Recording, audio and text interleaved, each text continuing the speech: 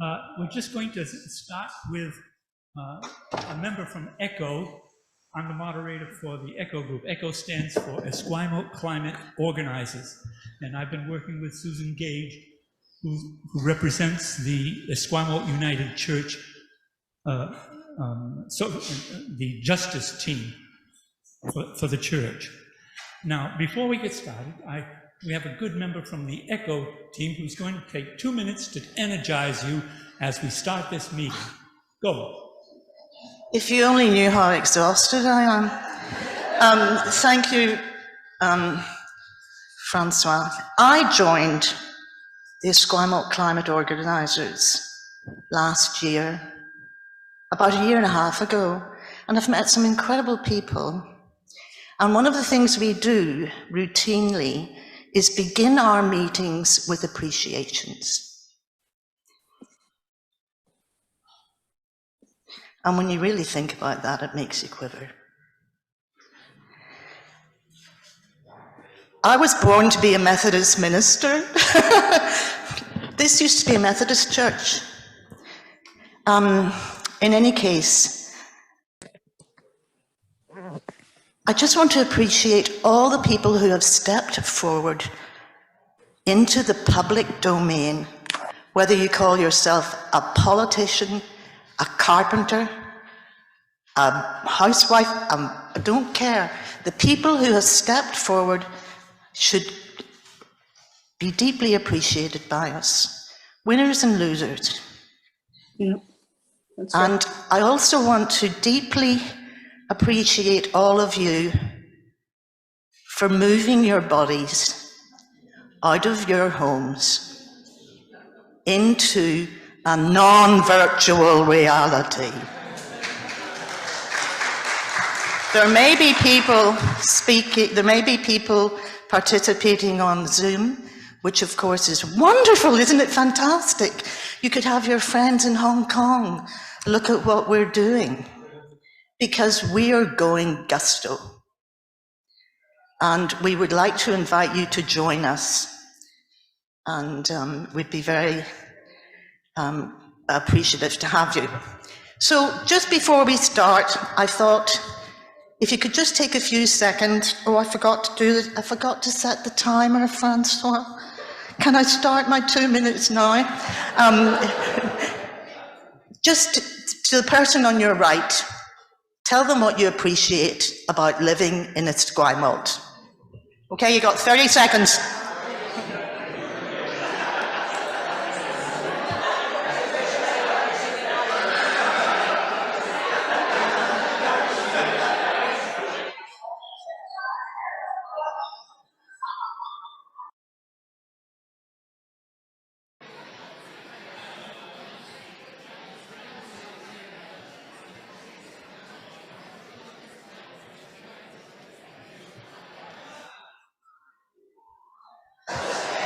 Good evening.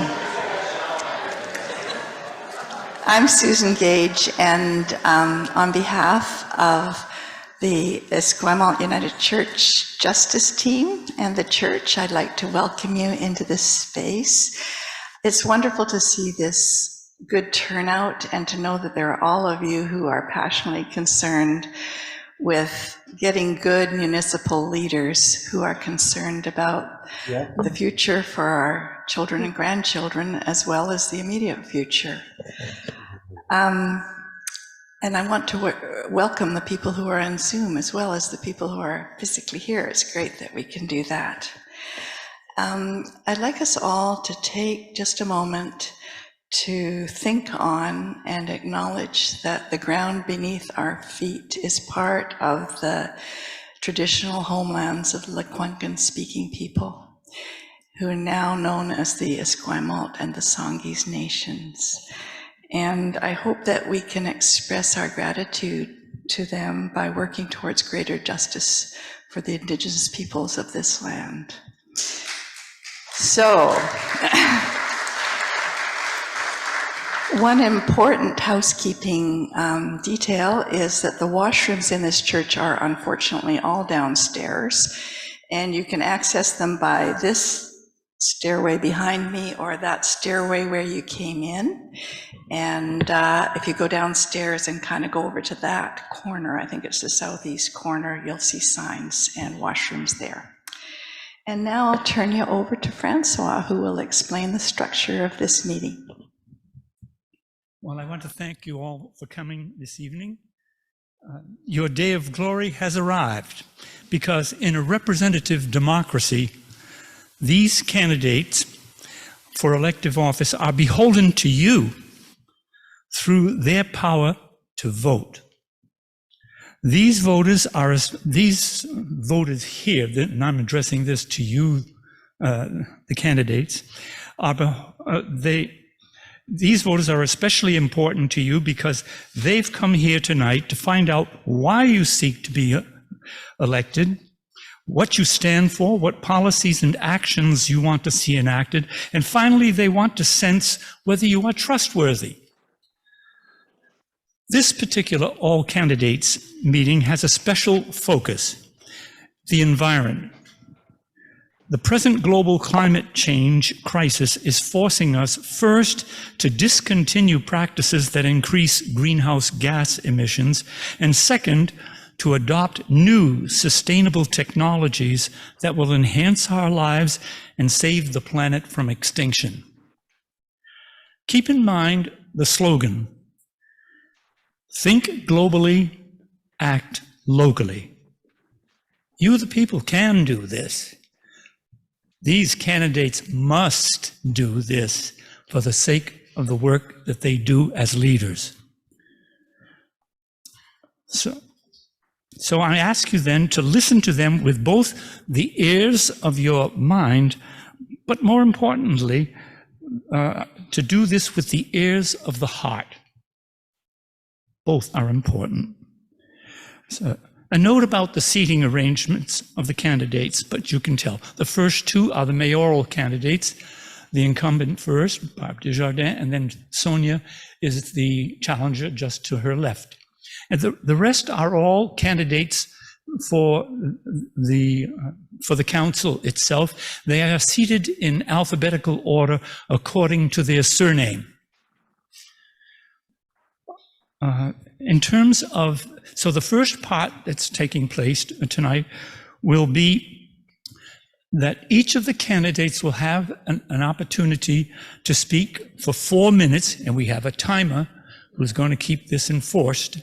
And also Susan over there on the other side will see to it that it's enforced as well.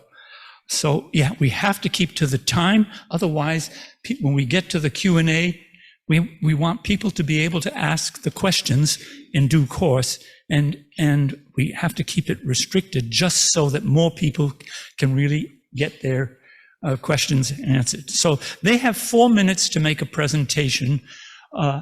Yes, as you noticed on the back side of the sheet that you received, we put in 2 questions there. Those questions will not be answered specifically tonight. They were merely put there as just to give you a thrust of what's involved in terms of the focus that we have tonight. So with that, I'm going to then, so each of you will have a chance, you'll come up here. And I'm going to just say to all of you that when you speak, you have to speak almost this closely. You can hear me well, I presume? Yes, and you have to do that also because the sound has to be effective enough for the Zoom equipment that's out in the back room. Because this is being also, it's being done by Zoom, but it's also being recorded. Thank you. Which one are we watching? Well, I'm wondering, okay, are they watching?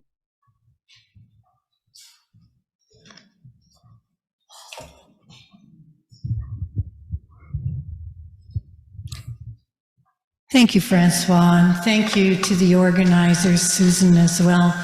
I too want to acknowledge the Lekwungen people who have stewarded this land from time immemorial.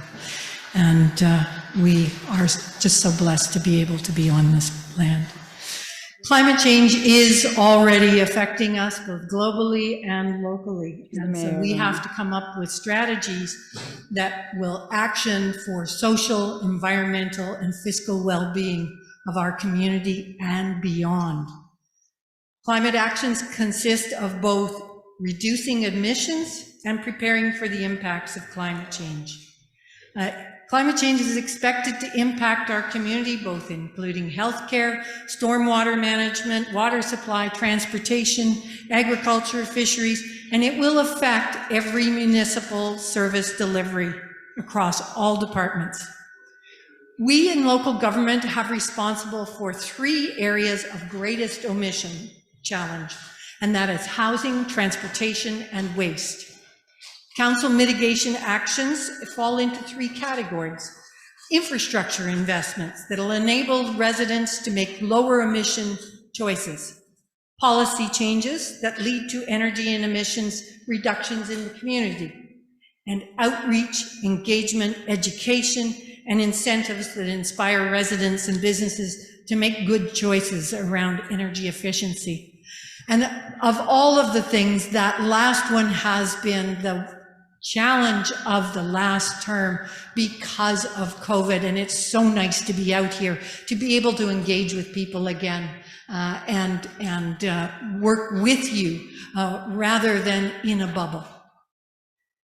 So within this, we look at existing buildings, we look at new buildings, and we can make changes for both of those that will improve the situation. So energy retrofits and incentives to help existing buildings move from current energy sources. For new builds, we use policies to make changes through building standards, focusing on the reduction of carbon and fossil-free fuel sources. And just Monday night, Council moved forward on accelerating the low carbon energy system bylaw, which will see us bringing in higher step codes and carbon pollution standards for Esquimalt. We need to have connected active transportation networks. They are key to easing dependency on the automobile. Plans for increased electrification, charging station infrastructure, and municipal fleet transition to zero-emission vehicles will also help. Esquimalt has been at the forefront of pushing for integrated resource management options for both wastewater and solid waste. We have done our own study and it was paused. I hope to bring it back for further exploration through public-private partnership. This past term, the township developed a climate action strategy and climate mitigation strategy, which are high-level strategies. And I fully support and am committed to accelerating the actioning of these strategies.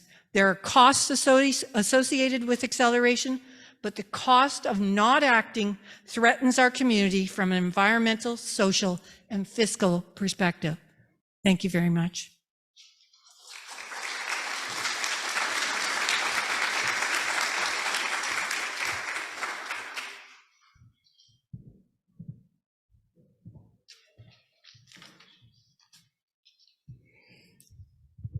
Where's the timer? Oh, well, the time will start once I start. Okay, I just want to make sure.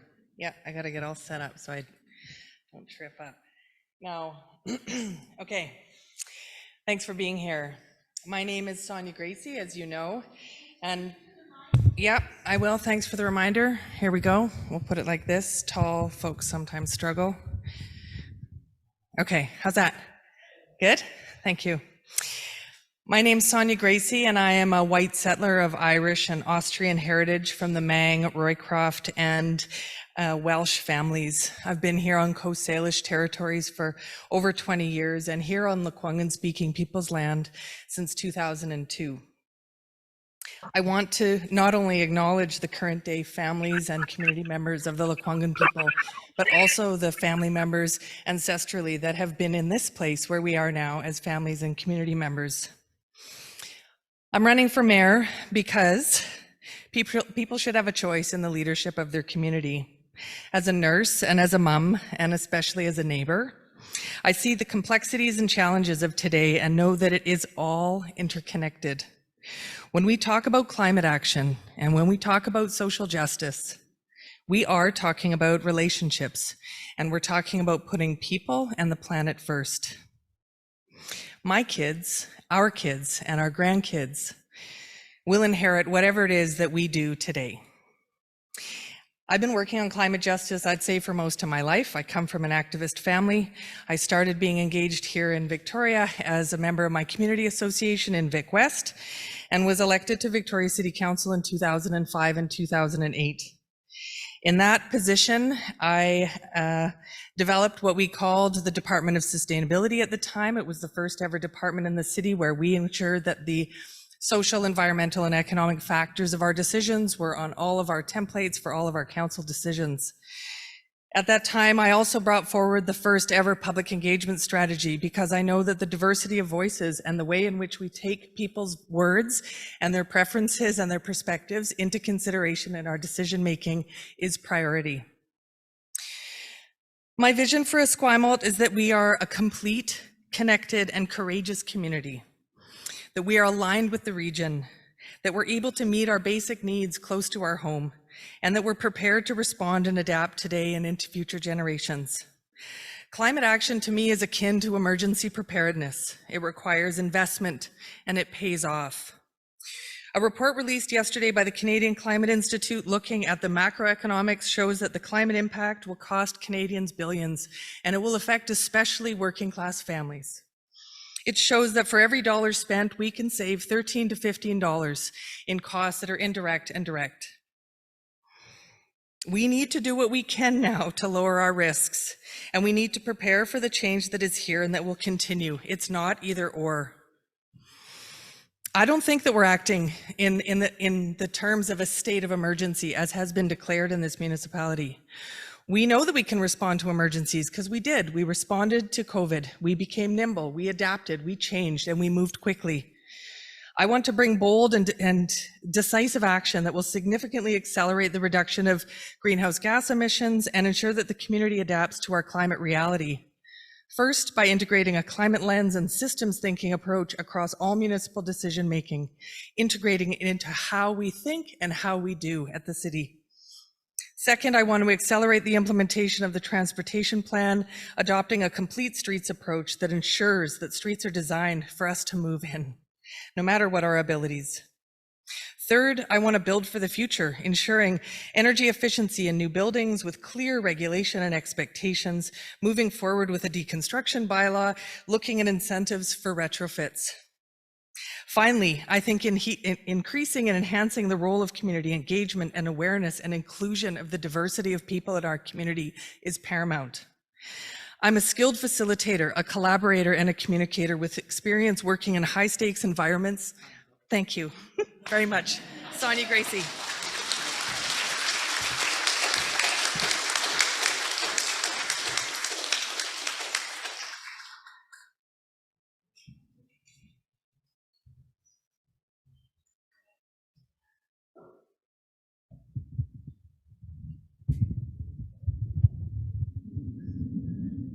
Good luck, Andrea.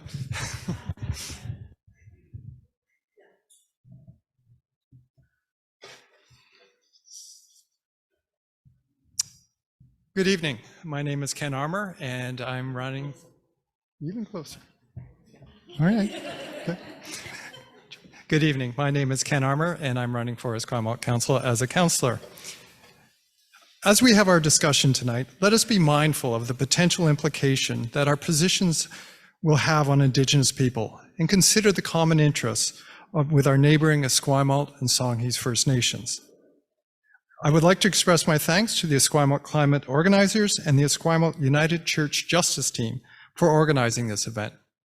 And I'd also like to thank all of you for taking the time to come out this evening to listen to the candidates.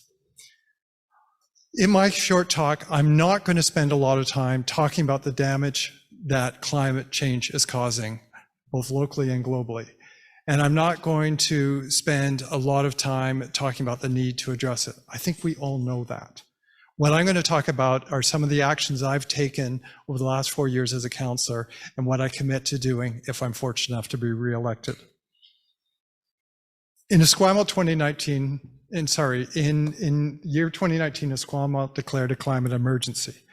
And as part of our climate emergency declaration, there were initially 7 measures that the township was going to undertake, including calling on other governments to help us to reduce GHG emissions. My view was that we could and should be doing more than that.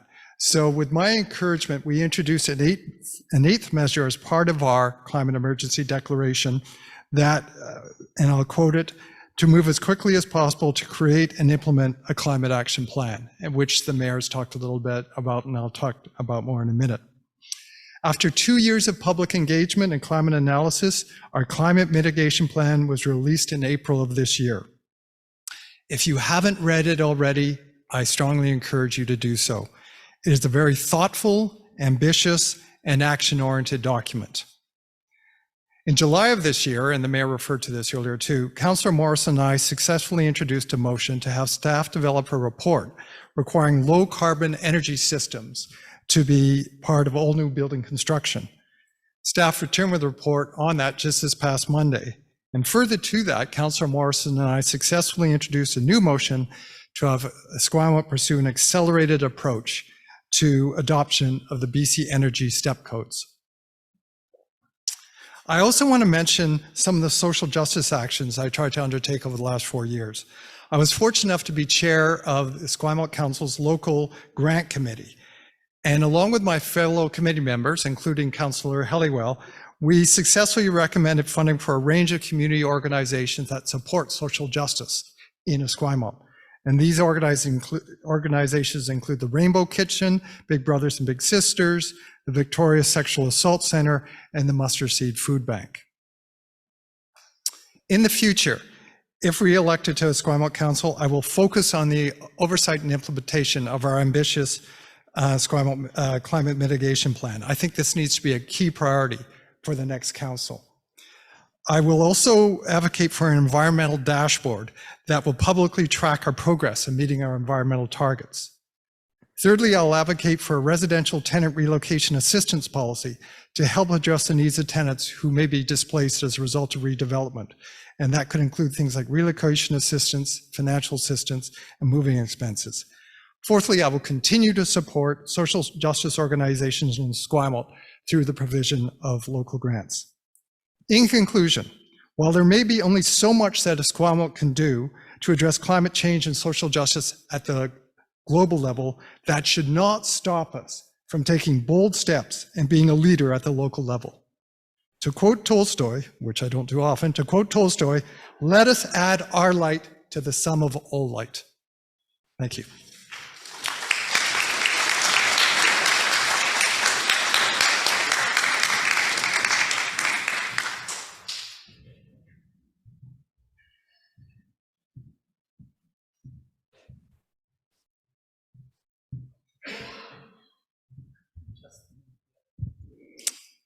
How's that? My name's Andrea Boardman. I'd like to thank everyone for coming here tonight. I'm probably not going to say too much about policy, but as a newcomer to this group, I want to tell you a little bit about myself and the values that I hold and that I will bring with me to Esquimalt Council.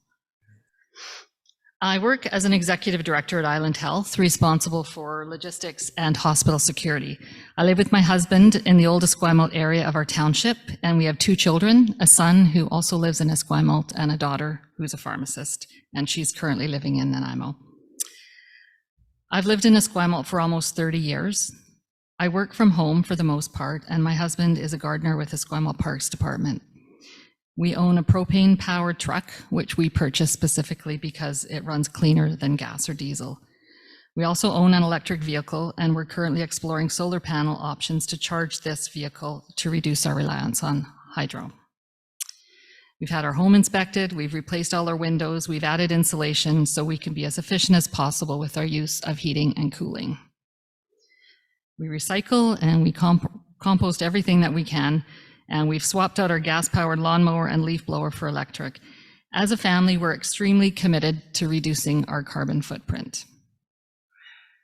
Every decision I make, both personal and professional, is based on my commitment to sustainability. A few years ago, I decided to access services closer to where I live.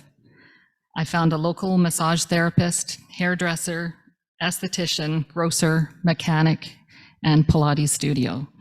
I walk rather than drive wherever and whenever I can. My employer, Island Health, is also committed to caring for the environment, as evidenced by our 5-year strategic energy management plan that's our roadmap to a more sustainable future. In 2018, under my leadership, Island Health purchased its first 2 electric vehicles and charging stations. Now, 4 years later, we have 24 EVs, 13 hybrids, and 25 charging stations. And we are committing to purchase 10% of every new vehicle moving forward as electric. On council, I will be fully committed to supporting motions that will significantly reduce greenhouse gas emissions. I have read the Climate Action Plan and the Adaptation Planning Guide several times. I'm not a climate issue specialist, like the gentleman you're going to hear next, my new friend Duncan, but I think that's okay because I think we need to have people with different skills on council and different experiences. I am, however, committed to doing everything possible to leave our community, province, and planet in a better place for our next generations. From a social justice perspective, I believe in local, accessible healthcare, acknowledging that there's many components relating to the recruitment and retention of physicians and other professionals that are out of the control of the municipal government. There are innovative and creative solutions that can be found to attract these people to live and work in our community. I also believe in housing for everyone.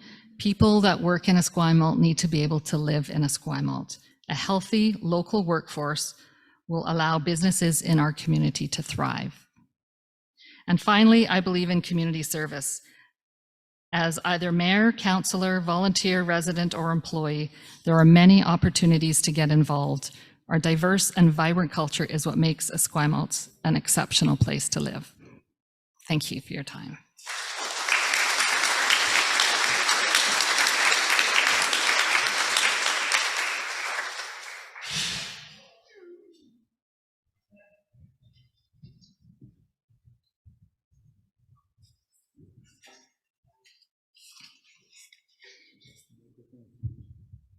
I think I'm pretty good.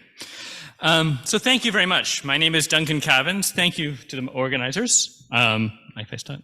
For the past 15 years, I've been the principal of a small consulting firm that specializes in municipal climate policy.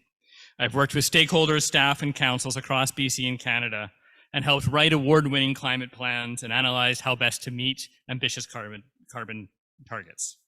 One thing I've really learned is that having an active, engaged, and educated council is one of the best ways to get concrete action and to help staff move forward with what they want to do already. That's the main reason I'm running, to make meaningful progress on climate change and affordable housing. Esquimalt has long had ambitious targets. In 2013, we had the highest targets in BC at the time. We haven't really been very good at following them up with actions, especially compared to some of our neighboring municipalities and other municipalities. We really need to make some progress, and we need to go a little quicker than taking 3 years to develop a climate plan that doesn't have a lot of actions in it. I do recognize, and my work has taught me, that reducing carbon emissions is not easy. The good news is that a lot of the things that we need to do are things that we want to do anyway. We want to reduce our energy costs, we want to make Esquimalt even more walkable, and we want to improve our streets so that our kids and seniors can feel safe walking to the rec center and to school. Esquimalt is a small jurisdiction with a limited budget. We need to focus on those things that will get us the biggest impact on our emissions. I'm also pretty cheap. I hate wasting money on reports and consultants when the answers are already there in reports than in other jurisdictions. I always joke that I'm a really bad consultant. I constantly tell my clients that they don't need to hire me, that they already know the stuff they need to do. I feel like we're at that place right now with climate change. We know what we need to do. We just need to start doing it. Here in Esquimalt, I've done a deep retrofit on our home on Lyle Street and reduced our family's carbon emissions to almost zero. It significantly reduced our monthly expenses, made our house way more livable, and made it a lot more fun to get around town. Because I'm a numbers guy, I calculated that the incremental cost was about $15,000, but will pay for itself in far less than 10 years. I realize this isn't possible for many households here in Esquimalt, especially with the cost of living crisis happening. So we need to look at how other jurisdictions are working to help incentives to be more affordable, looking at innovative financing programs. We're also here talking about social justice right now. And right now it's pretty hard to talk about social justice without talking about the housing crisis. So many of our fellow residents are struggling to make it. Many of our low-income seniors and people on disability are on the edges of homelessness or having to move out of Esquimalt, some after having lived here for decades. These used to be the people we served at Rainbow Kitchen next door. But recently we've seen that a lot of our traditional clientele is being joined by people who are working families with full-time jobs, who are struggling to make ends meet with housing costs in Esquimalt. We've been really great at building new homes for new people who want to move to Esquimalt, which is great. We're a welcoming community. I think we need to now shift some of our focus to looking at how we can build homes for people who live here already and are at the margins economically. How do we do it? We need to attract affordable housing developers and provincial and federal funding. We need to streamline processes for affordable housing to reduce their risks. We might even need to provide additional density in key locations, make our sites more attractive to affordable housing providers than they are to market developers. If elected, I want to be able to come back here in 4 years and report on all the things we've actually done to address climate change and affordable housing, and not just the things that we're planning on doing. Thank you.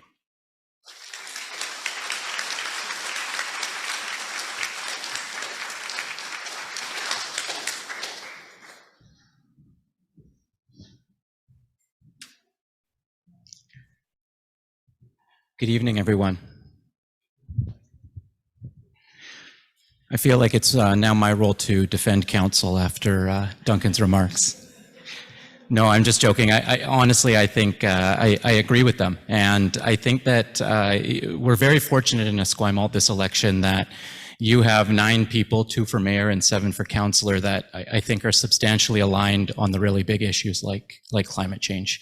And I think that in many senses, this is probably one of the most difficult elections for those of you voting, because I think you have very competent people in front of you, and it's going to be difficult to differentiate and decide who you think is going to make the best decisions for the community. I was first elected to Esquimalt Council in 2018, so I've now completed 1 term. And during that term, I served on a number of climate-related committees, including the CRD Climate Action Intermunicipal Task Force, the Partners for Climate Protection, which is through the Canadian Federation of Municipalities, that brings together over 400 municipalities from across Canada to work collaboratively on solutions. And to Duncan's previous point, it's in many ways trying to learn from what others are already doing and finding ways to implement that and tailor it to Esquimalt rather than needing to reinvent the wheel here. I've also been on the Parks and Recreation Committee, both before joining council and then now as a council liaison. My priorities over the last 4 years have been promoting diverse housing options for everyone. The housing crisis is one of our #1 crises, along with the climate emergency. And for those of you who may have seen, David Eby today made some very significant announcements around housing, and a lot of them are going to change the authorities and the ability of the township to implement certain things. So it's very nice to see provincial investments. I think that's a great opportunity for us moving forward. The second was building accessible, connected neighborhoods. And we saw that with our active transportation network plan that was just approved, and a lot of the work that's going to be coming from that you'll be seeing very shortly. And lastly is investing in initiatives to support a strong engaged community. Those have been my priorities, and they'll continue to be my priorities for the second term. Over the last 4 years within those, we approved a business investment roadmap, a climate mitigation plan, as the mayor mentioned, a climate adaptation plan, And over the next term, it's going to be the heavy lifting of implementing all of those. In addition to that, we have our policing model that needs to be reviewed. We have our parking requirements coming up, which obviously has a strong link into GHG emissions, transportation options, and those sorts of pieces. And also a development capacity study. It's no secret that we have a significant number of developments coming in Esquimalt, both underway and on the way. And some of us are living through some fairly significant construction fatigue. And that study is meant to make sure that we have the right amenities and infrastructure in place as a community, both to understand if we're growing at an appropriate pace and to make sure that we have those in place for the growth that we do have. I'm seeking your support to continue those priorities, and I thank you very much, all of you, for being here. I have to say, I think this may be the most people I've seen in one room now for 2.5 years. So thank you all very, very much for being here.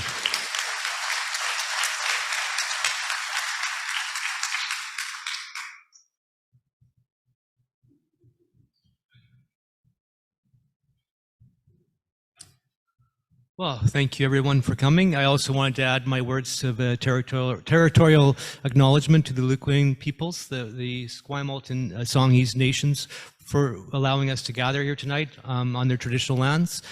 I also want to thank the United Church Justice Team and the Esquimalt community organizers, climate organizers, for allowing us to talk about these really important issues.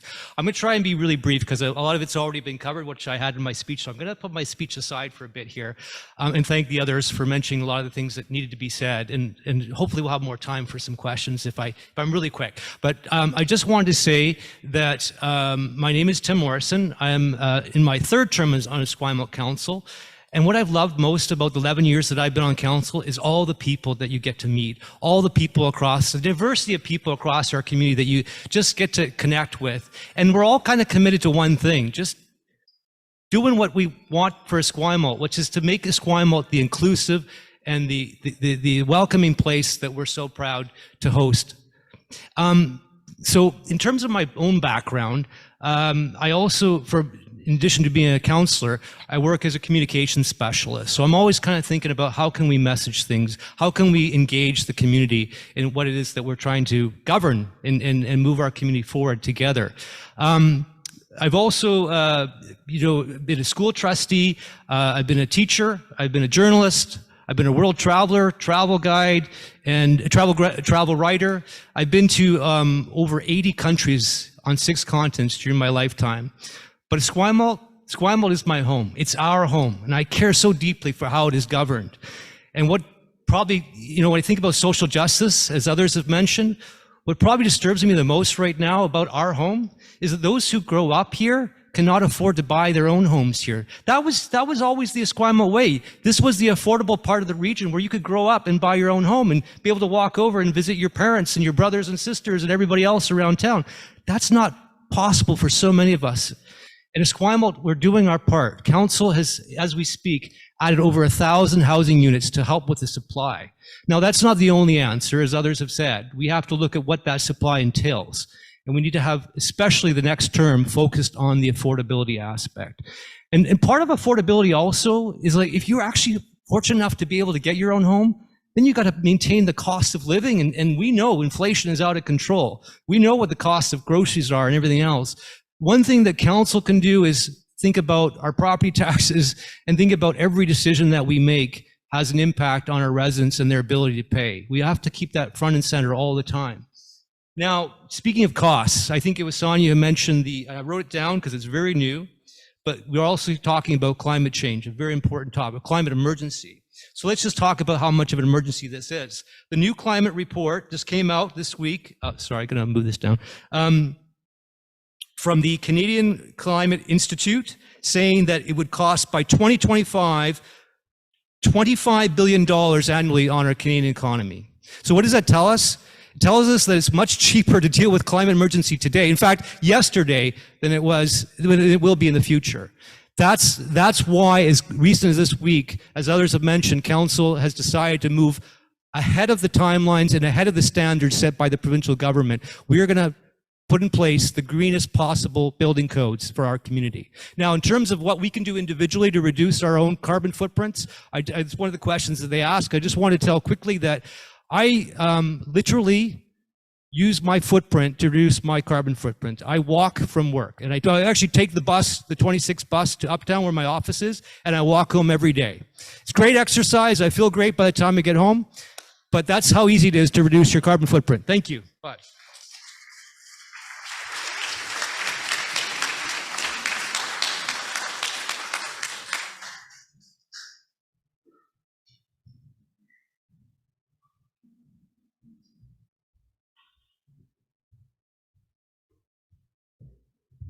Good evening, everybody. I'd like to also acknowledge that we're on the traditional territory of the Lekwungen-speaking people, also known as the Songhees and Esquimalt First Nations. My name is Chris Moncassi. I'm running for Esquimalt Council. I have lived in Esquimalt for now 14 years. I have spent 23 years in project management and administration. Presently, I'm working for the province of BC with Indigenous Relations Department and in the mining ministry. Now, first of all, let's start off with basics. Climate change is real. It's here. Who here remembers the atmospheric river from last year where we all had to drive around and look for gas where it wasn't existing? Exactly. Who remembers the bridges washed out? Not to mention, who was lamenting earlier this year that, gee, it seems to be raining a little bit longer into summer than I'd really like. That's also me as well, whereas the rest of the country was on fire. It's a reality. So I come from a very activist family in terms of climate change. My son, Theo, who is in the room tonight, was one of 5 kids who got together and organized this climate strikes in Esquimalt pre-pandemic. Also, he put together Our Earth, Our Future as his first company that he put together and has been organizing that way. He keeps me very honest and very up to speed on climate action and climate initiatives as they roll out across the country. And, I fully agree with him. When I was in high school, I started my first climate club.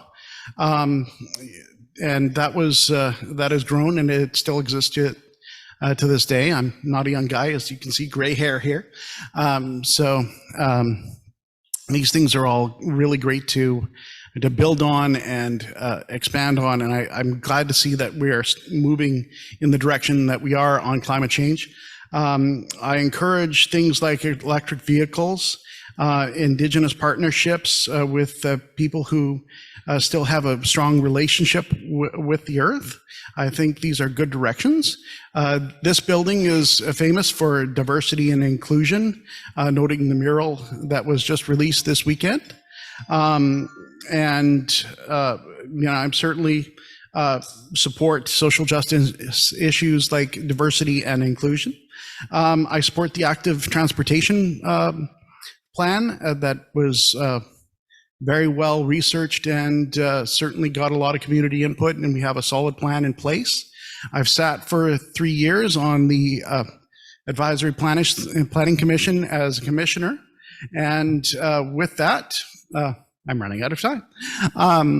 With that, we've talked about infill, we've talked about different ways of handling climate issues in the community, putting in more green buildings. We have a green checklist through the Township of Esquimalt that a lot of our developers use. Also, recently I was also out at the opening of a new business, which is Kitchen Connect. I'll plug them now, which is leading into food security issues in the Esquimalt area. And also we have the Esquimalt Farmers Market, which also leads to food security and growing our foods in a closer place. Thank you. I'm Chris Moncassi. I'm running for Esquimalt Council. Everything, I've written a lot on this on my website. You can go on my webpage and it'll explain to you a lot further and a lot more clarity, because I'm a little nervous, about where I stand and what my climate issues actually are. Thank you, and have a great night.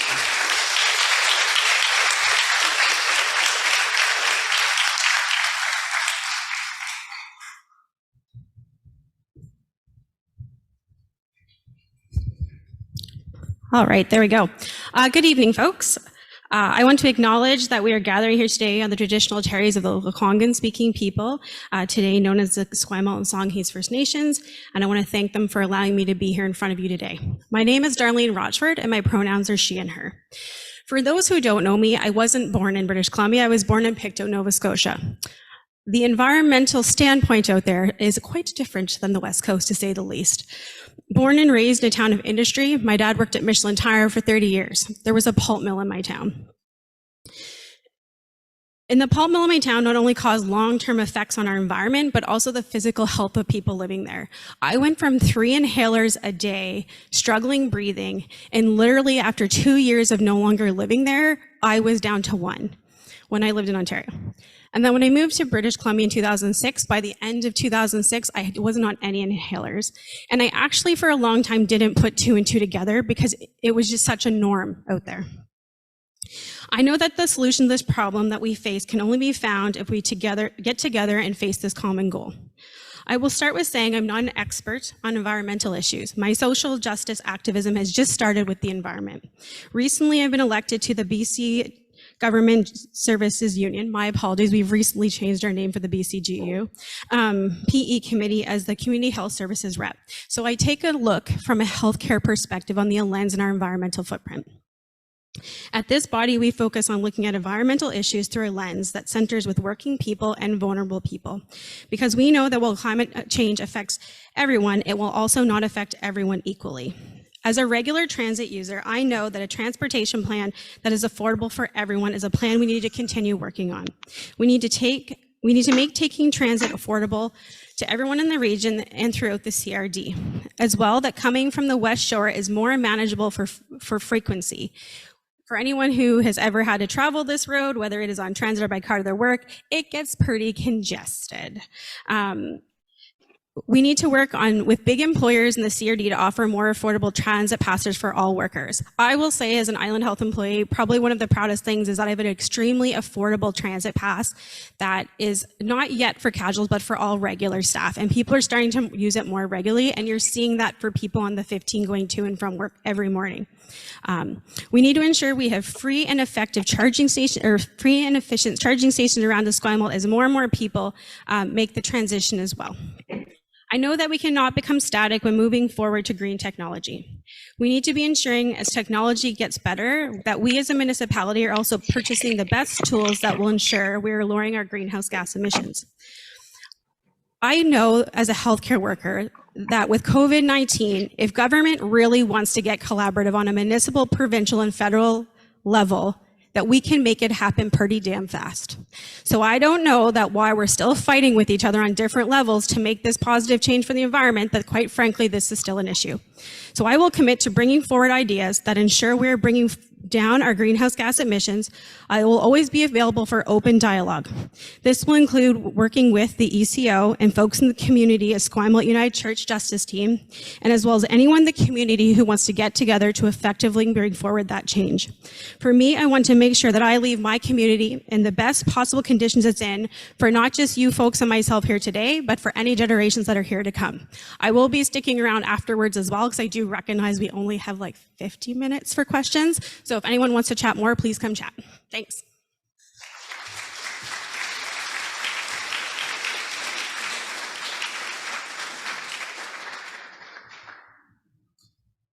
Thank you, candidates. That was a wonderful presentation on your part, all of you. We're now coming to the Q&A portion of the gathering, and so during this Q&A section of this meeting, please ask your question with civility and respect. Please line up here, close to the microphone. When it's your turn to speak, stay close to the microphone. You have 1 minute. You have 1 minute to state your name, to state the jurisdiction in which you live. That means whether you're from View Royal, Esquimalt, or Saanich, whatever. And also you have to state to which candidate you wish to direct your question, or it could also be up to 2 candidates, if you wish, but not more. Also, if a question has been already brought up before, it becomes a duplicate question and it will not be allowed. And my moderator colleague will enforce the rules. If these rules seemed a bit restrictive, it's on purpose. It's on purpose because as people line up to speak, everyone wants a chance to be able to speak. Thank you.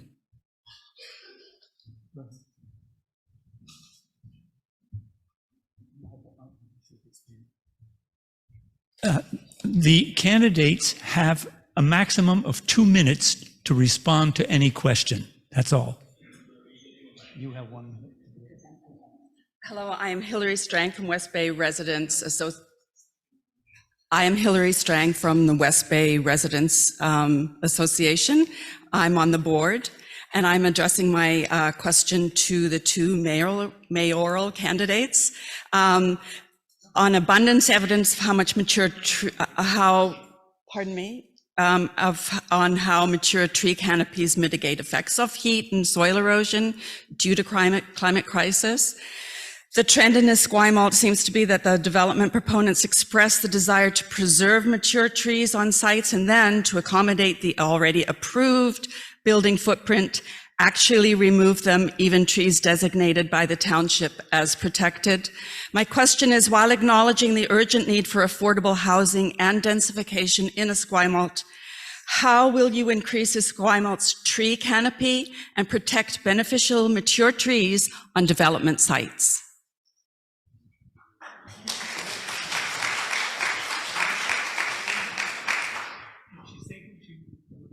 The 2 mayors. Mayoral candidates. Hello. I didn't introduce myself earlier. I'm Barb Desjardins.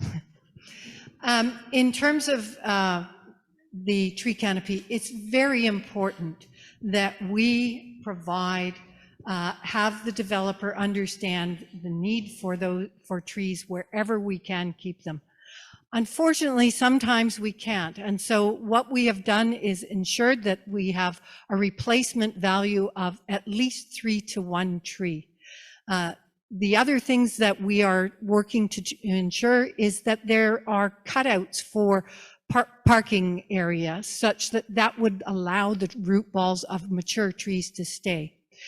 The reality is that here we are, we're stressing against parking and housing versus trees. And I am very concerned that if we want to reduce parking requirements or if we want to maintain trees, sometimes we have to look at reducing parking requirements. Trees are important to us. We have the tree bylaw and we have urban forest development. Whenever they can't put the tree on their property, we get them to put it into our parks. We need to continue to do that, and we have also people that are planting trees through our local grants applications. We have the green team. So again, trees are extremely important, and we do everything. I am doing everything I can to ensure that we preserve trees, particularly at development projects, but also within our parks. Thanks.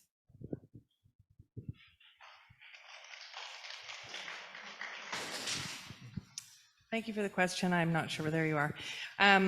So when I was on Victoria City Council, we did the first ever tree inventory that the city had ever done. And it was shocking to me to realize that we had not thought about attrition rates of trees or really the lifespan of trees or planning out life cycle costing around trees. The current urban forest plan shows that for every $1 we invest in trees, we have $7 return here in the city of Esquimalt urban forest plan. The issue that I hear you presenting, though, is that there's a complex challenge in front of us, a wicked problem, as we call them in healthcare, and that those problems are not resolved through linear decision-making. They often include deliberation, dialogue, and engagement with community members. What I've heard from the West Bay Residents Association and other neighbors is that sometimes they feel like there's a little bit of steamrolling happening, and we are losing things that have value to us. I don't think there's easy answers, and I think sometimes we're all going to have to learn to compromise, and I don't exactly know what it's going to look like in your particular circumstance, but I think that's why it's important that we have processes for community participation, for ways to talk to each other and to resolve conflict, and to come together to figure out how we do preserve those really amazing things like our trees and our parks and those things that we value that are at risk when we talk about massive and fast development. Thank you.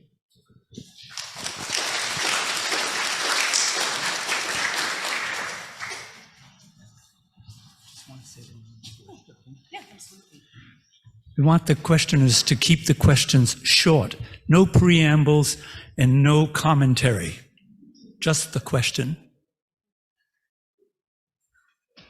Hi, my name is Mariah Hendricks. I live at 539 West Bay Terrace. And my question is actually going to be for Jacob Helliwell and Darlene Rochford. I realize counselors are actually really important. And you both touched on something that were really important. One was construction fatigue. And then Darlene mentioned about getting sick from wood dust, which is what happened to me. So we need to strengthen our bylaw protection and implementation here in Esquimalt due to the fact that we have demolition and construction. And my question is, can you provide protection to our citizens for looking after crane easements and for looking after dust exposure coming up to new construction and demolition of old projects? That is a good question. And I know usually people say that to, pause for a second so they can think of the answer, and that was guilty. That's exactly why I said it. I don't have a perfect answer for you. The short story is that is a concern, and it should be a concern that we're taking. Thank you. And then yes, I think that's absolutely something that we should be looking at. I don't know what the answer is. I'll be honest, I'm not an expert in that. But the reality is we do have a lot of developments happening, and West Bay area is an area that has had a significant number of them, as well as the Admirals and Esquimalt corner and behind Red Barn there in the Constant Nelson area. They have a lot going in, and there's going to be a lot going in along Esquimalt Road very soon. So those are all areas, and part of that solution is the development capacity study that we have coming. Now, it's not specifically looking at your concerns. I'll be honest with that now. So that could be somewhere where we ask some of those questions and see what sorts of things could be looked at and integrated. That one is more focused on things like, our sewage and our water and our roadways and transportation and parks and amenities and all those other aspects of what makes the benefits. So I'm sorry I don't have a perfect answer for you, but I hear you, and there is a lot of construction going on, and it's being difficult on a lot of people for a lot of different reasons, and yours is a very legitimate one. Thank you. And I was asked to stand to speak, and I'm short, so this is probably a bit better anyway. So for anyone who does know me, I have a very strong labor background. So I don't have the answer what I can do at a municipal level, but I know that there's workers every day. Oh, got it, we're good, I can see it, cool. Okay, but I know there's workers who deal with this every day. So if we have rights and regulation around what workers deal with on the work site every day with some of these issues, I don't see how we can't start to look at how homeowners do. I can't promise you anything, but I'm saying I'm a person who can bring everyone to the table, and I make space at the table. So why always create the wheel when maybe there's a simple solution, and maybe it's complicated, but I'm at least someone who's willing to start the conversation. And that I can promise you, because I still do have some struggles of my own many years later.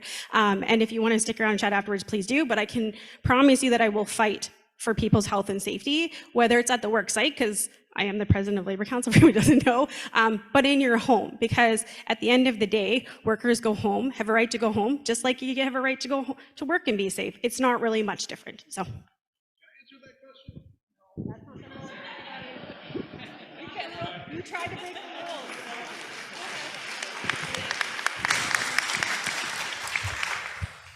Hi, my name is Zsuzsa Harsman, and I live on West Bay Terrace as well.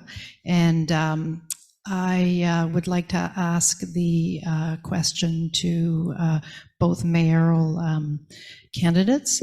And just as a preamble, that within the West Bay Terrace, there within 400 feet, there are 5 construction sites and development. So just a bit of a context. And so also this is a climate change piece, which I think is really important to understand, that construction creates an estimated third of the world's overall waste, at least 40% of the world's carbon dioxide emissions.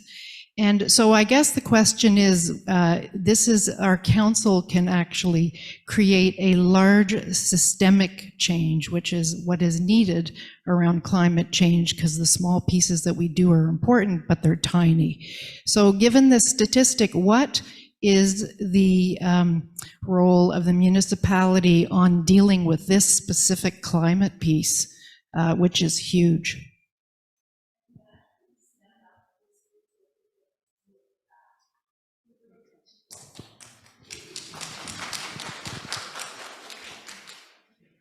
Do you want to use that?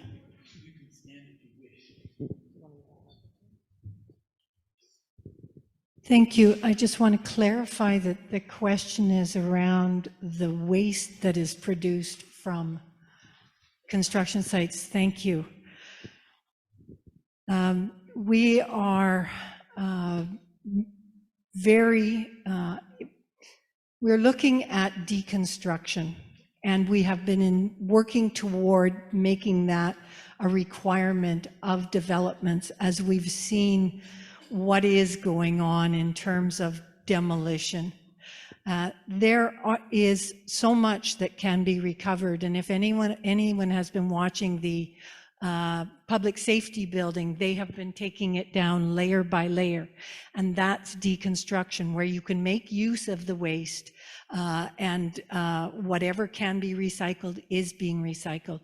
The other area that we are strongly pushing for is that if there are homes that you are going to remove, why not sell them? Why not take them away so that somebody else can use them? And we have done that. We've applied pressure to developers to take a look at what they could do to reuse a whole home. We had one that was down on the Lower Constance area, I think it was Nelson Street actually, and it went away and is now a new home for someone. I'm sorry about the dust, and I do want to say to you that there is a good neighbor policy that I brought forward in 2007 or 8 when I was on council, and that is something that we need to bring back to the surface because of the amount of work that is going on. We need to make sure that developers are aware of what their responsibilities are in our community. And so, again, the third thing is around integrated resource management, and I still want that to come back, where we can take any of that waste and we can turn it into energy. Thank you.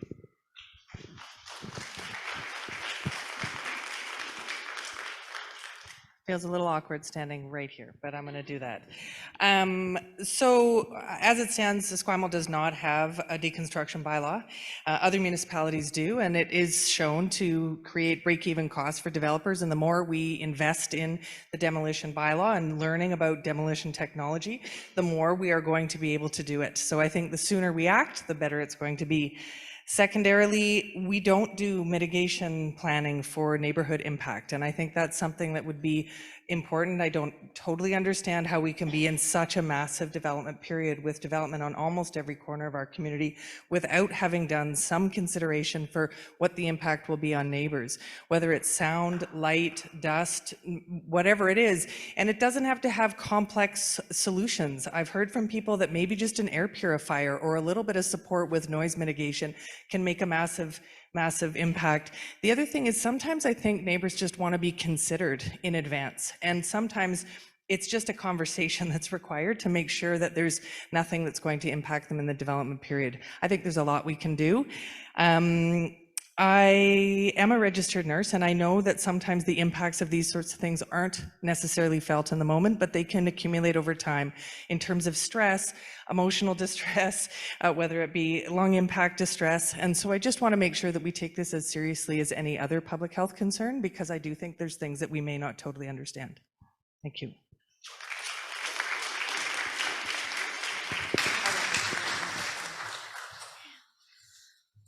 Hello there, my name is Rebecca Wolfgage, and I'm a resident of Esquimalt. My question is for Andrea Boardman and Duncan Cavins. As many of you likely know, Vancouver has voted to set aside $1 per resident into their budget for a climate litigation fund. This is because fossil fuel companies have known about the impacts that their products have had on the environment for over 100 years, and yet did not disclose and even deny the impacts that they have had. This fund would be used to bring lawsuits against fossil fuel companies for compensation for the costs of climate adaptation. Do you support Esquimalt setting aside $1 per resident to a climate litigation fund?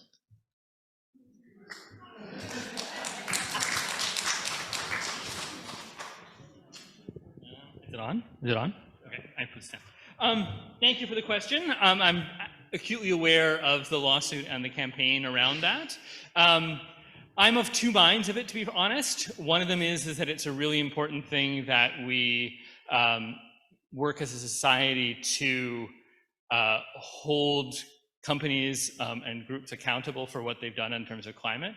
I'm also, though, aware of the fact that that's $18,000 to $20,000 that we would be putting towards a lawsuit and to lawyers. My wife is a lawyer. I can make lawyer jokes. But that, you know, in the last 4 years, we've only put $10,000 in Esquimalt towards incentives for climate total, right? So that's a huge amount of money compared to what we've actually done up until now. And I would be a little bit worried about committing that much money before we've done the baby steps that we need to do here within our community. So I support it, but I'd like to do other things with it too. I have to stand. Can I just say I agree with Duncan? Probably not enough. I do agree with Duncan. I think that, where's the speaker? Sorry. Okay. Yeah, I haven't really given this a whole lot of thought until this moment in time, so I'm struggling a little bit here, but I agree that that is a lot of money for a lot of people, and I don't think I can stand here today without the background and the knowledge of what has been done and what we would be doing with that $20,000 if we weren't spending it on this. I don't have full transparency with our budget process at this point in time. It's a little bit challenging when you're a newcomer and you can't sort of make these comparisons, so I guess I do and I don't as well. Thanks.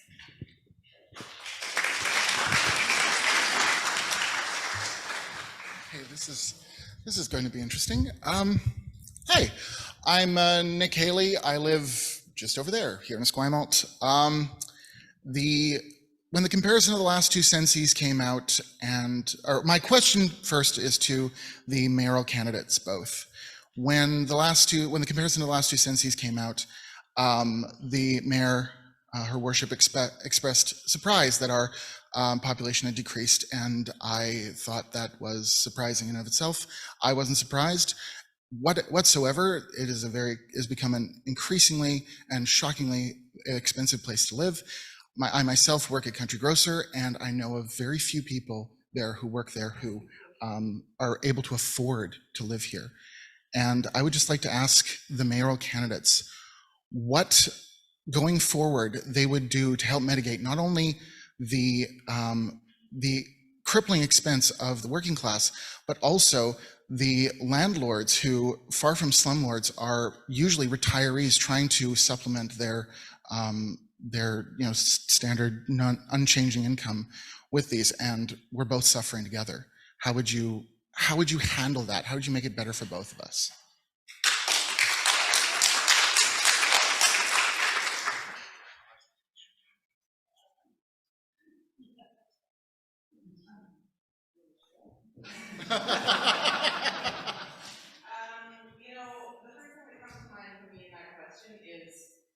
That's complicated, and I haven't seen a lot of examples in this municipality of creative thinking to this point. I've had a lot of challenges on Facebook and other locations on social media saying, like, what is the answer? What is the answer? What is the answer to things around affordable housing? And especially when you look at affordable housing and we want to do climate change, affordable housing, and the cost of living rising. And I don't know that there is an answer, and I'm challenged in 2 minutes to try and put something forward that would give you what you need.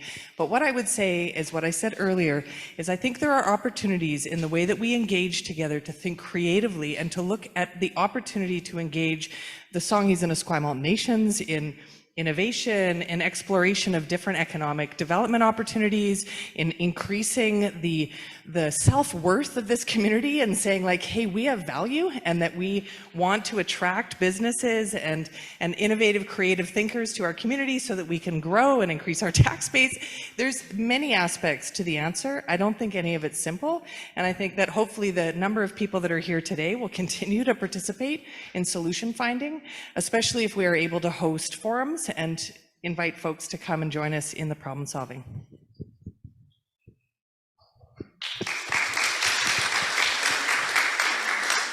Thank you for the question. Affordability is a real challenge, not only in our community, but in our region.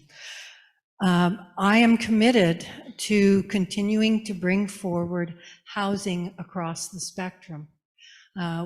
Things like DADUs are ways of adding more housing at a different affordability level. We have added over 2,400 units of housing to our community over the last 4 to 6 years. Some of those projects are below market value housing, some of them are above market, some of them are rental, some of them are ownership.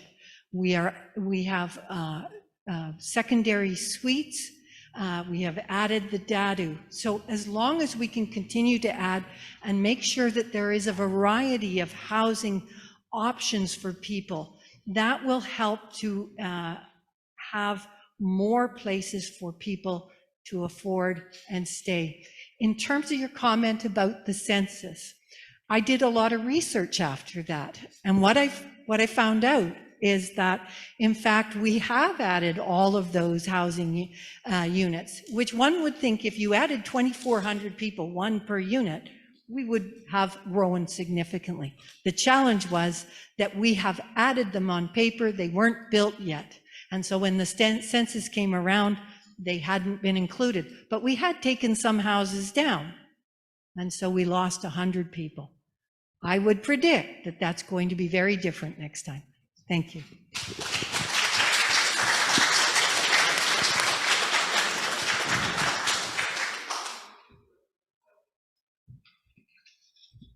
My name's Rob Gage. I'm from Esquimalt. And my question is to Sonia. And question is, what would you do differently as a mayor than is currently being done?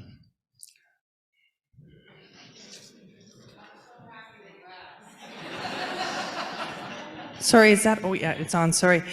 So I've answered that question a lot in this last 6 weeks, and I would say that what I bring is a focus on opportunity, is an excitement and a level of energy and possibility. As I said in the answer to my last question, I think we've underestimated Esquimalt for too long. I think that this is a prized location, and I know that Barb and the rest of council agrees with me, but somehow the rest of the world has thought of Esquimalt as that like neighbor across the bridge, and so we've been willing to give things away for a very long time. I think it's time that we start looking at ourselves and taking ourselves for what we are, and that is a precious community that is small enough to be nimble and adaptive, but big enough to build the infrastructure to be cutting edge and leaders across the country. I think I am bringing this idea that we can do this, that it's possible, that the answer can be yes, and that we can have a staff team, that we can have a community that feels included, that feels engaged, that feels heard, and that feels like it's possible. Sorry, I was just distracted.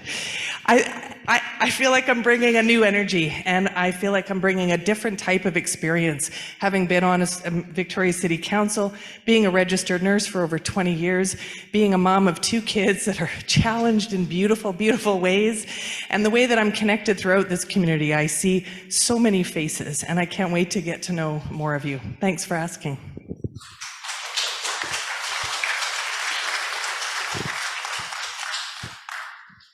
Hi, my name is Colin McTaggart. I live at Lamson Street in Esquimalt here. I feel like a lot of people have gotten off the hook from questions, so this could be for anybody, but I'm going to ask Ken and Jacob this. We need to take some bold climate action, which you've talked about in your speeches. Thank you. Are you committed, if elected for your next term, to removing parking minimums in new developments to preserve green space?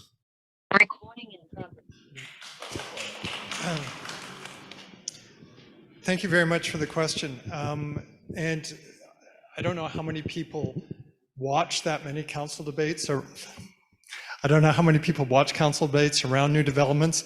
But for those that haven't, I think, or I'll just point out for those who've had, you'll have seen that when we have discussions around parking, and council is always challenged around what that parking ratio should be. And I mean, the current ratio is right now, it's got to be 1.3 spots for every resident in a new condo or strata development, which personally I think is ludicrous. I think by creating ratios like that, we're just putting more cars on the street, we're incenting people to drive more, and if further, we're raising the cost of housing. When we had the initial analysis done for us around the parking study, and the study is yet to be finalized, they estimate that a parking spot, an underground parking spot, can add to the cost of one unit in a building anywhere between $50,000 and $120,000. So at a time when we're trying to reduce the cost of housing, when we're trying to bring in more affordable housing, when we're trying to put in place climate action measures to reduce our GHG emissions, why are we trying to offer more parking in our new developments? To me, that's just ludicrous. So yes, I am all in favor of reducing the parking ratio. We don't need that many parking spots. Developers are telling us now that they find sometimes in their new developments, they have empty spots because the demand isn't there. And what we're doing here on the council instead to compensate for that is, which is good, is we're offering modal car share. Developers are offering modal car share. They're offering transit passes. And that's what we need to do as council to continue to encourage and reduce it. Some cities, such as Edmonton, have eliminated parking minimums altogether. I would certainly, it's a radical step, but I would certainly support that. And at a minimum, I would support a significant reduction in the ratio. We don't need more cars, we need more green space.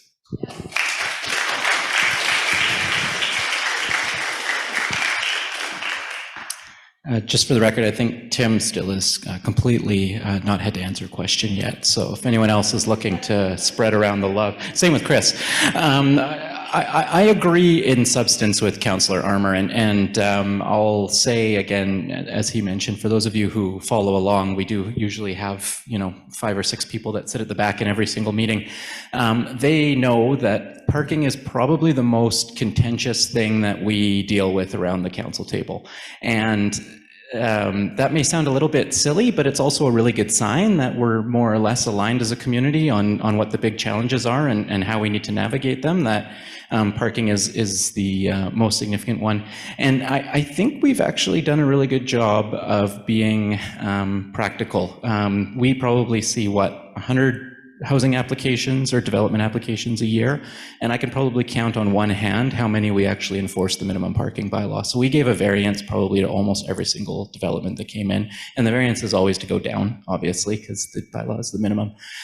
So we're, in most cases, almost always not enforcing the full amount of parking in our developments. Now, that said, and this is where it gets contentious, we have, in almost every instance as well, pushed our developers really hard to have other alternatives to that, whether it's good cycling infrastructure or being along transit lines or offering a moto car share or offering free transit passes or other such investments that are going to help those individuals that don't want to have a vehicle still be able to get around our community, get to work, get to shopping, to our parks, our amenities, all those sorts of things. So do we go all the way to no minimums? Probably not. I don't think our community is ready for that, and it's our job to learn what the community wants and to make those tough decisions.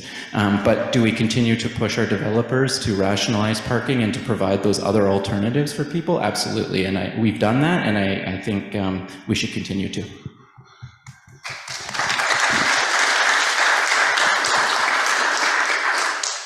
Now we're heading for 8:30, so I think we'll just take the people who are in the lineup now, and that at the end of the meeting there will be about another half hour where people can mill around and individually ask their candidates any questions that they have. So we've got 4 more questions, and I'll ask you to be as succinct as possible.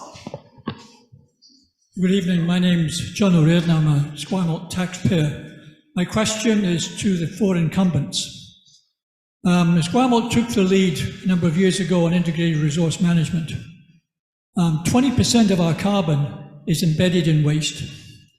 The Heartland landfill is filling up faster than ever, and there's money to be made from energy and from biochar, which is a form of recycled carbon. So the taxpayers have paid over $100,000 on a study to look at integrated resource management. My question to the incumbents is twofold. Would you commit, if re-elected, to release all the reports available for the IRM study, because at least one report has not yet been released? And secondly, will you commit to completing all the IRM studies so that we know fully what the benefits are of IRM to the Esquimalt community and to CRD as a whole?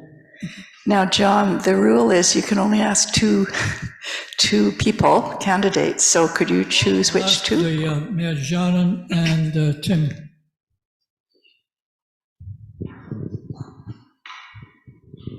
Absolutely, categorically, yes. I want to bring that report back. I want to continue the process. We put a pause on the IRM study and work to move forward because of the financial work being done for the public safety building. That being said, within the report, there are discussions around public-private partnership and other ways that we might be able to finance this project. So I want to have that those reports come back to council and look at ways that we can move forward on IRM. CRD to this date are not moving as I had hoped that they would take up the slack. So we need to continue the work. Thank you.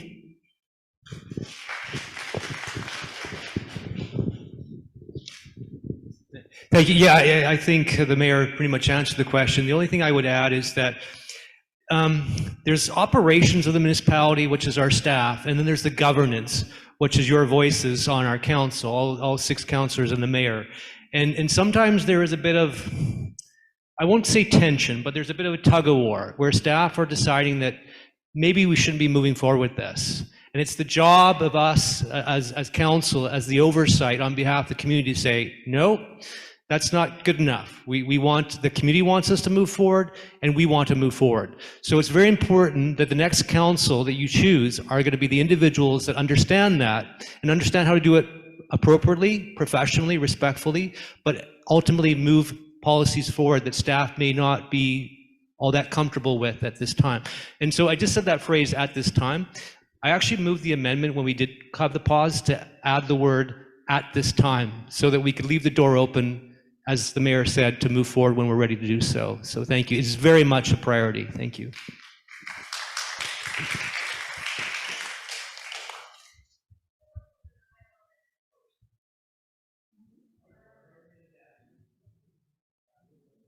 What's IRM? Integrated resource management. It's taking waste and turning it into energy.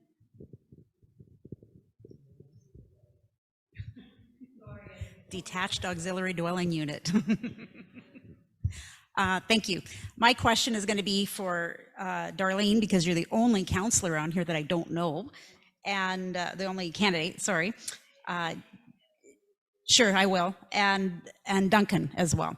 My name is Marie Fideau. I live up on Old Esquimalt Road, And I've formed a nice little group of Esquimalt neighborhood urban farmers because food security is a great toolkit for a homeowner to have during a climate emergency. Grow your own food. And we all know how hard that is with the deer population we have. So forget about the birth control we've done because we know that's one piece. But the other piece that is easy for a homeowner to have in their toolkit is to be able to have a taller fence. So, yeah, thank you. I agree. And right now we have to have a variance to have a fence that will prevent deer from jumping over our fences and getting into our gardens. So would you support, and how would you support us being able to have a proper barrier to keep those deer out and enhance our food security efforts? Oh dear. Okay.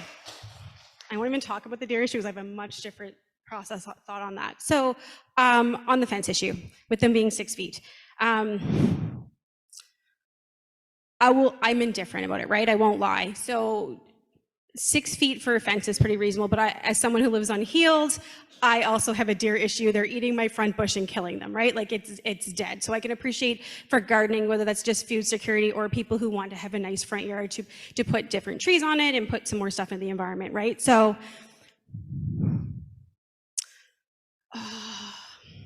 I will say right now in this moment, no, I will. Because of a few reasons, right? Like I truly don't understand why we have a 6-foot fence variance. I would also need to go do my research. So it's no without doing my research, I would say. That's the best way for me to describe it. Now, if I went and did research and there wasn't a really good reason for it not to be honest, then I would have no problem making a decision to being like, okay, there's not a real good sound reason for it. So I guess that's my answer. So full disclosure, my front yard was used in the staff report that showed all the people in Esquimalt who have a fence higher than the bylaw. So I'm slightly biased on this one. I've counted 18 deer in our front yard at one point. And the only reason we have anything growing in our front yard is because of the 6.5-foot fence. I fully support it and think it's really easy to do. I know there are concerns about permeability and neighborliness so that people can visually see what's going on. There's lots of design guidelines you can do that say you have to be 98% or 98.9% above a threshold of, say, chain link, so that wouldn't count. There's lots of ways and other municipalities have done it. I think we should be doing this post haste. I just keep waiting for the bylaw. I have pictures of everybody's things to say, well, if you're going to go after me, I'm going to go after everybody else. So I'm declaring. So yes, enthusiastic supporter.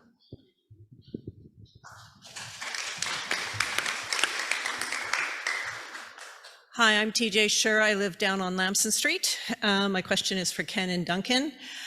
We had a beautiful piece of cement put in at Witchbury and Lamson just before school started. We got wider for the sidewalk, but it did not do anything for slowing down Lamson, which is a great place for the broader Victoria area to come down and enjoy Macaulay Point and the docks. Constant feedback back to the school about how we can slow down that corner and Lamson in general. Can Ken and Duncan talk to, given we have an active action or transportation plan, what can we do now instead of waiting for the plan on current infrastructure that's moving forward and including those safe and transportation methods?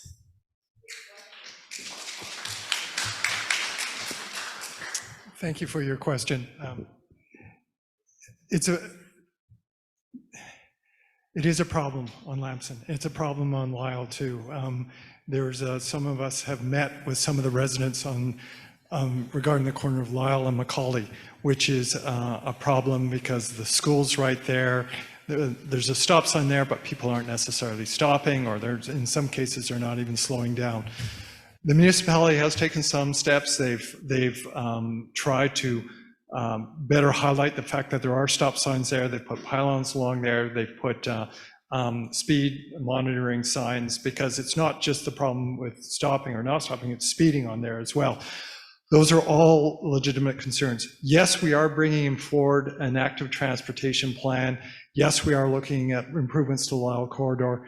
But I agree that there are things we can be doing, and this is a discussion we had some of the residents at the corner of Lyle and Macaulay. There are things we can be doing now that would not necessarily get in the way or supersede what we're planning to do with the corridor and with the active transportation plan. Raised pedestrian sidewalks, better painted pedestrian sidewalks.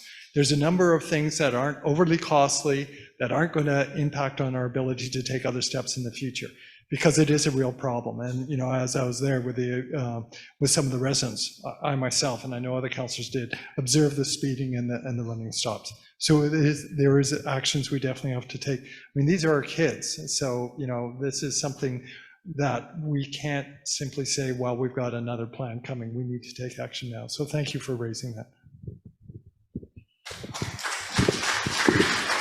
So I got a note I'm supposed to look at the left camera, so if I'm not watching over there, I'm looking at the left camera. I agree with Ken. I think that we need to figure out why we're not making progress quicker.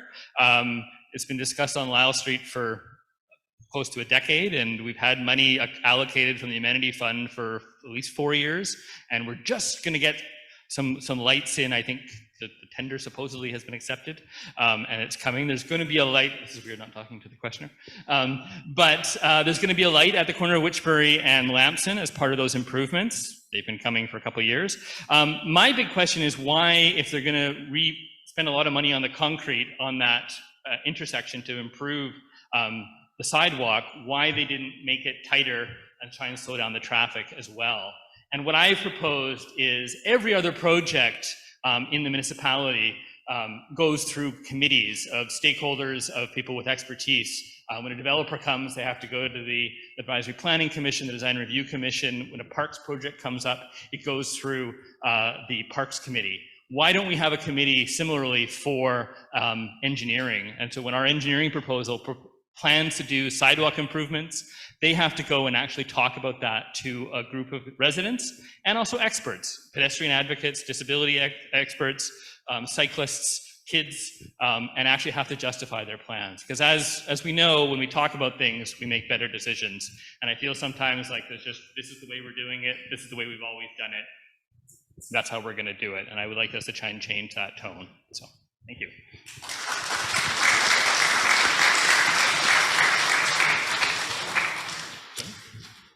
Oh, hello. My name's Len Anderson. I live locally here, and I just have a very small point and question. Pardon? For the mayor, I guess. It's well for the people that are responsible for, say, signage. Sorry, people are responsible for signage and on streets. I don't know who I direct that to, but anyway, it comes out of experience I had in the grocery in country grocery parking lot. A woman with 2 kids in her car was locked. She left her car running. She ran into country grocery and she was in there for 10 minutes. The car was running the whole time. And I just happened to be there when she came out, and I said to her, you know, where? Why is your car running? He said, you know, what's your problem? You know, so it's about attitude. And I think there's a whole thing about our carbon footprint it comes down to attitudes. And we have to some way communicate to the larger community that we won't stand for this. I mean, as I say, it's a small point, but it's more of an attitude that we have to try to push back on. So I don't know. I mean, something like signage, like where I've seen in other municipalities. Yes. Okay, things like, you know, idling gets you nowhere. That's sort of signage that would speak to drivers, speak to people about the environment and the raising the CO2 level. And I know it's small, but it's more about attitudes and changing attitudes. So. No. Thank you for the question. I don't know about you, but I find that since COVID, people aren't as nice sometimes. And but in terms of signage, I don't know that that's the whole answer. I think it's more about engagement with people, community dialogue. It's about really educating people to understand why it's important. The plaza already has clean air signage. They don't allow smoking, yet people smoke there. So signage doesn't always do the job. But I think this is a community that cares for each other. And we need to continue to have those dialogues, to consult with each other as to how do we bring things forward like this. And so I'm open to any ideas, and I would really welcome your thoughts. Just a quick follow-up. You talked about greening the parks. Greening the parking lot. Greening the parking lot.